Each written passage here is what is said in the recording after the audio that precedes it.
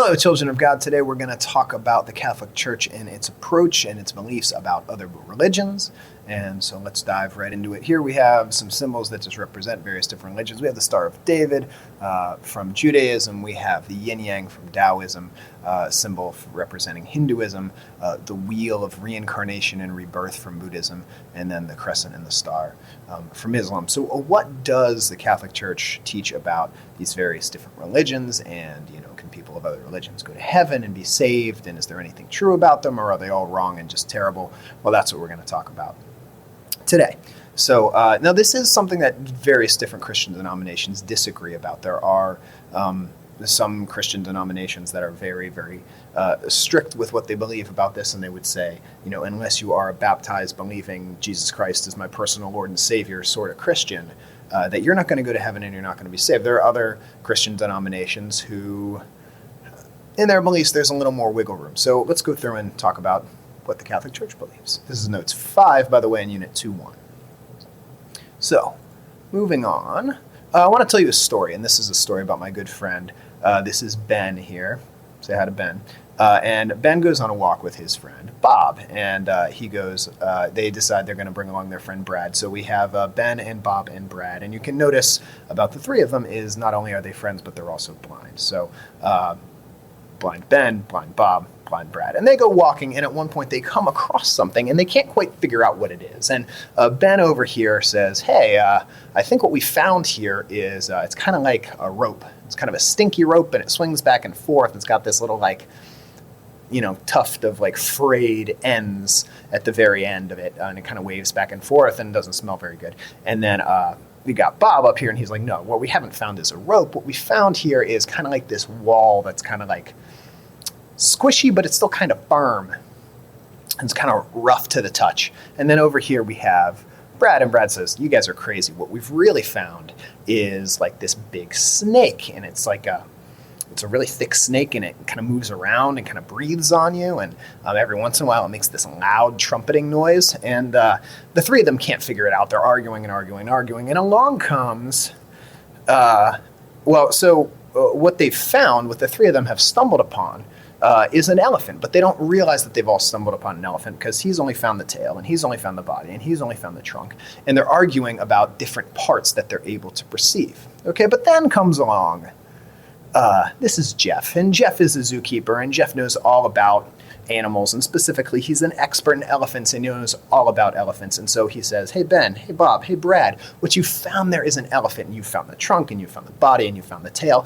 And then once he's told them this, they're much more able to understand it. Okay, and Ben's like, wow, this is great. Thanks for sharing that with me, and Bob too. But Brad's like, no, I don't know if I can trust this guy. I think I just found this snake. I just think you guys are over, Ben and Brad, or Ben and Bob. I just think you just don't know what you're talking about.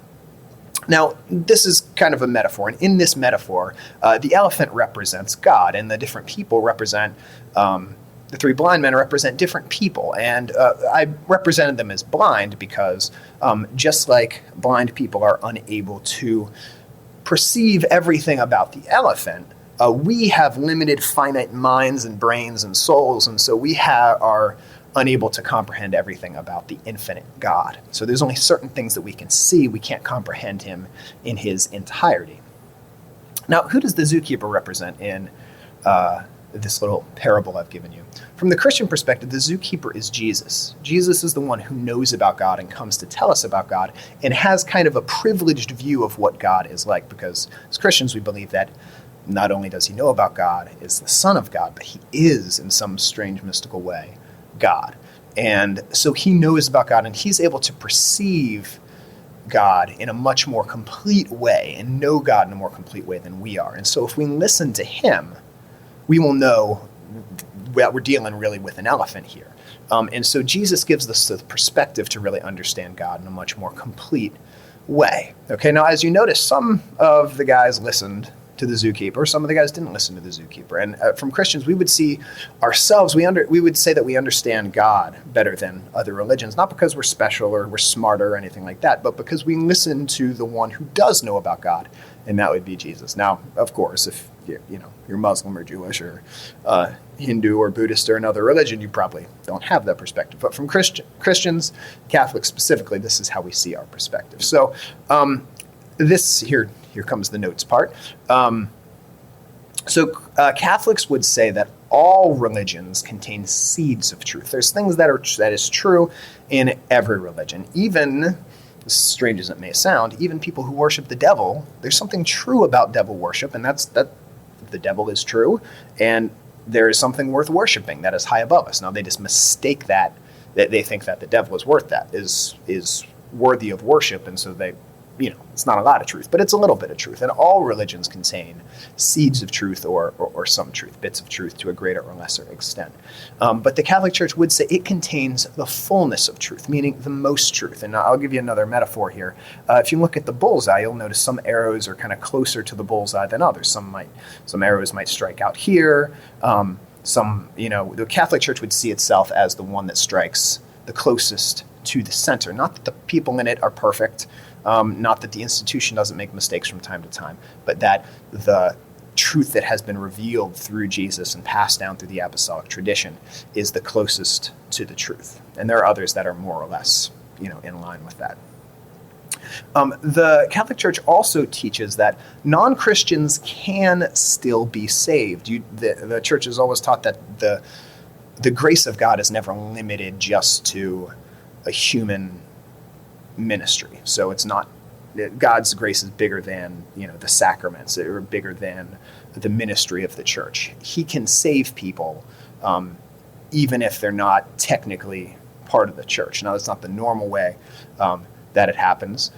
So you'll notice that it says non-Christians can still be saved by Christ. What it's not saying here, what the Church is not saying, is that it doesn't really matter what your religion is. It's all basically the same thing.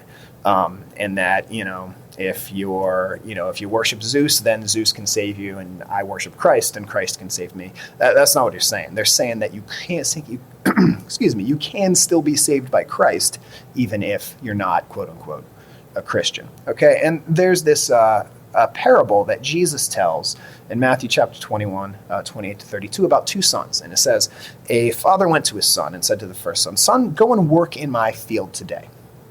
And the first son says, "Yeah, Dad, I'll go do that." But then he never does. So he goes to the second son and says, "Son, will you work in my field today?" And he says, "No, I won't." But then later on he changes his mind and he goes and does it. And Jesus asks the Pharisees, who are some of the religious leaders at the time, they're like rabbis and preachers, he asks them, which of the two sons does his father's will? And they, of course, say, well, the second son, the one who actually did it. And Jesus turns to them and says, in the same way, there are prostitutes and tax collectors entering the kingdom of God before you. Because when John the Baptist came and was preaching the way of righteousness, they listened and you didn't. So even though you're the quote-unquote religious people and they're the quote-unquote sinners, because they're the ones actually doing the will of God, they're the ones who will enter the kingdom of heaven. And so from this, we get this idea, and I think this was coined by a theologian named Karl Rahner in the 20th century, anonymous Christians, anonymous meaning without a name. And this is for Christians who have for people who have unknowingly followed Christ in their heart. So if you imagine someone who was, a very faithful Muslim or a very faithful Jew or, some other religion, and they never really heard about Christ. They never had, or maybe the only Christians they ever met were terrible, awful people that persecuted them. When they die at the end of their life and they meet God, if they did their best to follow God in their heart and through no fault of their own, they never were able to accept Christ, God doesn't hold that against them. And many people point to Gandhi and say, well, he might be an example of an anonymous Christian because he was such a great spiritual teacher and spiritual man, and he was so generous and virtuous and all those sorts of things. So that might be an example. Again, the church doesn't come out and say, well, this person and this person and this person count as anonymous Christians. It doesn't break it down like that. But basically, it has this idea to say that you don't necessarily have to be, professed, baptized Christian or Catholic to be saved. Now, on the flip side of that, you could also be, if you want to look up more, in your Catholic Faith Handbook, on page 47, it talks more about this. Also in the Catechism of the Catholic Church, it talks about it in these paragraphs. We're going to look at that in a minute. So there are also people that are kind of the opposite of this. If anonymous Christians are people who are not Christian by name, but then they really do live Christ in their heart and in their actions, there are also people that are Christians only in name, and they don't live it out. We would call these nominal Christians, and this would represent the brother who says, oh yeah, I'll go do it, but then never does. And these are the people who, Jesus would call hypocrites, and Jesus was one of his most harsh words were for the people who were hypocrites, who talk the talk, but they didn't walk the walk. I want to share another story with you. If you've ever read The Chronicles of Narnia by C.S. Lewis, the very last book, by the way, there's about to be some spoilers, so skip to the end if you don't want me to spoil part of the end of the last book. In the last book, it's called The Last Battle. It's the 7th of the Chronicles of Narnia. It's about the end of the Narnian world. And there's these, Aslan is the lion who represents Christ. There's also another god that other people worship named Tash. And Tash is kind of like a pagan god figure, kind of like, Zeus or Ra, or, some people might even say like the devil. And so here, this is from the end of The Last Battle, and it's the story of one of these followers of Tash who meets Aslan. So if you can think of it, this would be like someone who meets Jesus at the end of their life, but they followed another religion their whole life. So this is the guy who, the follower of Tash speaking. He says, "Then I looked about me, and I saw the sky and the wide lands, and I smelled the sweetness, and I said, by the gods, this is a pleasant place. It may be that I have come into the country of Tash, and I began to journey into the strange country to seek him. So I went over much grass and many flowers, and among all kinds of wholesome and delectable trees, until lo, in a narrow place between two rocks there came to meet me a great lion. The speed of him was like the ostrich, and his size was like an elephant's. His hair was like pure gold, and the brightness of his eyes like gold that was liquid in the furnace. He was more terrible than the flaming mountain of Ligure, and in beauty he surpassed all that is in the world, even as the rose in bloom surpasses the dust of the desert. Then I fell at his feet and thought, surely this is the hour of death. For the lion, who is worthy of all honor, will know that I have served Tash all my days, and not him. Nevertheless, it is better to have seen the lion than to be king of all the world. Nevertheless, it is better to see the lion and die than to be king of all the world and live and to have not seen him. But the glorious one bent down his golden head and touched my forehead with his tongue and said, Son, thou art welcome. But I said, Alas, Lord, I am no son of thine, but I am the servant of Tash. And he answered, Child, all the service thou hast done to Tash I account as service done to me. Then by reasons of my great desire for wisdom and understanding, I overcame my fear and questioned the glorious one and said, Lord, is it then true, as the ape said, that thou and Tash are one? The lion growled so that the earth shook, but his wrath was not against me, and said, It is false, not because he and I are one, but because we are opposites. And I take to me the services which thou hast done to him, to Tash. For I and he are of such different kinds that no service which is vile can be done to me, and none which is not vile can be done to him. Therefore, if any man swear by Tash and keep his oath for the oath's sake, it is by me that he is truly sworn, though he knew it not. And it is I who reward him. And if any man do cruelty in my name, then, though he says the name Aslan, it is Tash whom he serves, and by Tash his deed is accepted. Dost thou understand, child? I said, Lord, thou knowest how much I understand. But I said also, for the truth constrained me. Yet I have been seeking Tash all my days. Beloved, said the glorious one, unless thy desire had been for me, thou wouldst not have sought so long and so truly. For all find what they truly seek. So if you substitute the name Aslan with the name Jesus, and you substitute the name Tash with, the name of some other god, or maybe even the devil,